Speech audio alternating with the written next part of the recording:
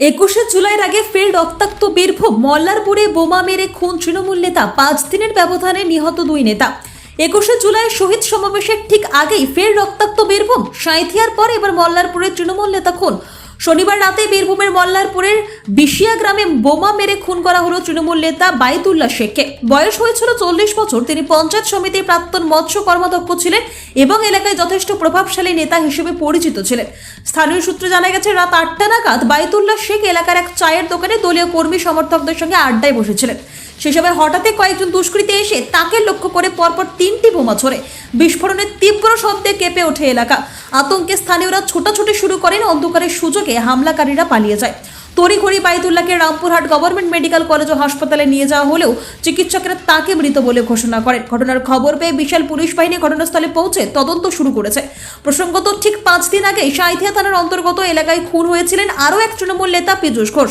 ফলে মাত্র 5 দিনের ব্যবধানে জেলায় 2 নেতা খুনে ব্যাপক চাঞ্চল্য ছড়িয়েছে রাজনৈতিক মহলে। এই ঘটনাকে কেন্দ্র করে তীব্র রাজনৈতিক তরজা শুরু হয়েছে। ময়ূরেশ্বরের বিধায়ক অভিজিৎ রায় সিপিএমের হারমাত বাহিনীর দিকে অভিযোগের আঙুল তুলে দোষীদের কঠোর শাস্তির দাবি জানিয়েছেন। শহীদ সমাবেশের আগে এমন পরপর খুন রাজনৈতিক উত্তেজনা আরো বাড়িয়ে তুলেছে জেলার বিভিন্ন প্রান্তে। তদন্তে নেমেছে পুলিশ, তবে আতঙ্কে শুদ্ধ বিশিয়া গ্রাম। বীরভূমের মল্লারপুর থেকে অঞ্জন দাসের রিপোর্ট, তারাপীঠ টিভি।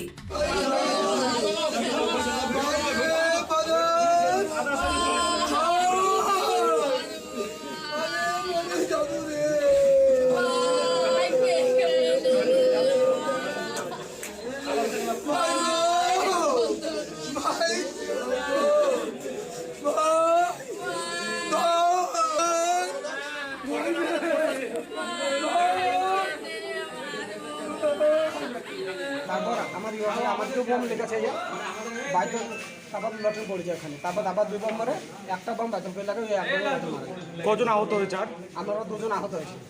কারা মারলো বোমটা? বোমটা মেরেছে নইম আর সাগর। আমি দেখেছি, আরও বাকি লোক ছিল, ওদিকে চিনতে পারিনি। যে মারা গেছে এর কি নাম বললেন? বাইতুল্লাহ শেখ। বাইতুল্লাহ শেখ। তো এ কোনো পার্টি করে? হ্যাঁ, টিএমসির মেম্বার, টিএমসির আর কর্মাধ্যক্ষ ছিল। এখন ওনার স্ত্রী কর্মাধ্যক্ষ। ওনার স্ত্রী কর্মাধ্যক্ষ। ময়ূরেশ্বর 1 নম্বর ব্লক। আর কোথায় হয়েছে ঘটনাটা? বিশিয়াতে। তো যারা মারলো তারা কোন দল করে? তারা বিজেপি করে। তাদের কি নাম?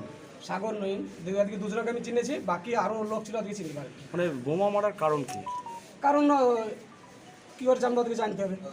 মানে খুনের কোনো কিছু তো কারণ কিছু বুঝতে ওদের পারছেন? সাথে কোনো আমাদের বাইতুলের শত্রুতা ছিল না, আমাদেরও ছিল না। এখন ওদের সাথে শত্রুতা নেই। বোমাতে ইনজিওর কে হয়েছে? রাজীব আর আমি সাজাদ্দিন। আপনার কি নাম? আমার নাম সাজাদ্দিন। কি? সাজাদ্দিন শেখ। সাজাউদ্দিন শেখ। আর রাজীব? রাজীব শেখ। 2 জন আহত। আর ওই স্পটেই মারা যায়? বাইতুল স্পটে। কোনখানটায় হয়েছিল এটা? ওই দক্ষিণপাড়া দক্ষিণপাড়া জোড়াপুকুরের পাড়ে। জোর করে।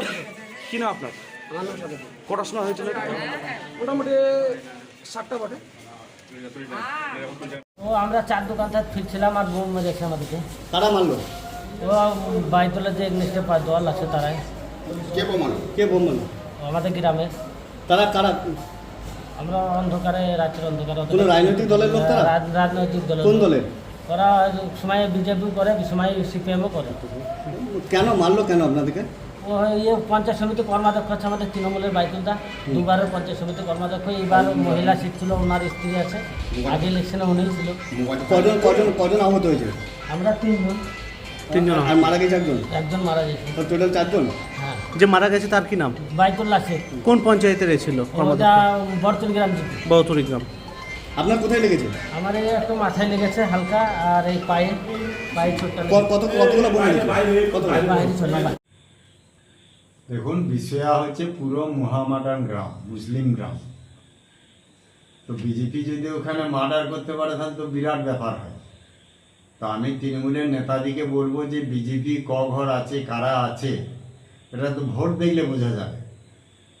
24 সালের ভোটে বা পঞ্চায়েত ভোটে তারা প্রার্থী ছিল কিনা, তারা ভোট করেছে কিনা, আর বিজেপি কটা ভোট পায়, এটা দেখলেই বোঝা যাবে বিজেপি মেরেছে না তৃণমূল মেরেছে। এটা সর্বত্র সারা বীরভূম জেলা জুড়ে যেটা চলছে ওদের গোষ্ঠীদ্বন্দ্ব। দেখুন ও কোন কর্মাধ্যক্ষর স্বামী, নিশ্চয়ই আরও কোনো কাজের সঙ্গে জড়িত আছে। হয়তো বাড়ির টাকা, পাথরের টাকা, এলাকার দাদাগিরির টাকা, কিংবা পঞ্চায়েতের তোলা কিংবা পঞ্চায়েত সমিতির কন্ট্রাক্টরের কাছে তোলা, বিভিন্ন বিষয়ে ভাগ বাটোয়ারা দলাদলি গোষ্ঠী কন্দলের ব্যাপার। এক গোষ্ঠী আরেক গোষ্ঠীকে মার্ডার করেছে। এখন দল থেকে পুরো চাপ আসছে যে দলের নাম বলা যাবে না, এই জন্য ওরা বলতে পারছে না। আমি দায়িত্ব নিয়ে বলছি, তৃণমূলের গোষ্ঠী কন্দলের শিকার বাইতুল্লাহ শেখ। আর মুসলমান মারবে, মুসলমান মরবে, এটা তো চলতে আছে। এখানে ভারতীয় জনতা পার্টির কোনো বিষয় নেই। আর মুসলিম গ্রামে ভারতীয় জনতা পার্টি কখান ভোট পেয়েছে এটা দেখলেই বোঝা যাবে যে মানুষ কটা বিজেপি করে। হয়তো ভুলে, হয়তো পদ্ম ভুলে ভোট করেছে। এরকম দু একটা ভোট সব বুথেই পায়। এরকম যদি দু একটা ভোট পেয়েছে তবেই কিন্তু কোনো বিশেষ ভোট পায়নি। অতএব তৃণমূলের এখন গৃহযুদ্ধ। আর তৃণমূলরা তৃণমূল দিকেই মেরে এলাকা ফাঁক করে দেবে। অতএব মুসলমানদেরকে আমি প্রশ্ন করব যে আপনাদের ছেলে মেয়ের জীবনের কি কোনো মূল্য নেই, কোনো দাম নেই? এরকম একটা দল করছে যাদিকে খুন হতে হচ্ছে। অতএব এটা নিয়ে ভাবনার বিষয়। আর সঙ্গে সঙ্গে পুলিশ প্রশাসনকেও আমি প্রশ্ন করতে চাই, আপনারা এই খুনের খেলার কতকাল দেখবেন? আপনারা কেন কঠোরভাবে ব্যবস্থা নিচ্ছেন না? নিশ্চয়ই তৃণমূলের প্রভাবশালী নেতা যেরকম নির্দেশ দেয় সেইভাবে চলেন, তাই প্রশাসনও তাদের সঠিক কাজ করতে পারে না। এই জন্যে তৃণমূলের এখন গৃহযুদ্ধ শুরু, খুন খারাপি শুরু। অতএব তৃণমূলকে মারবে, এটা খুব পরিষ্কার হয়ে গিয়েছে। অতএব তৃণমূল দল এইভাবেই তাসের ঘরের মতো ভেঙে যাবে।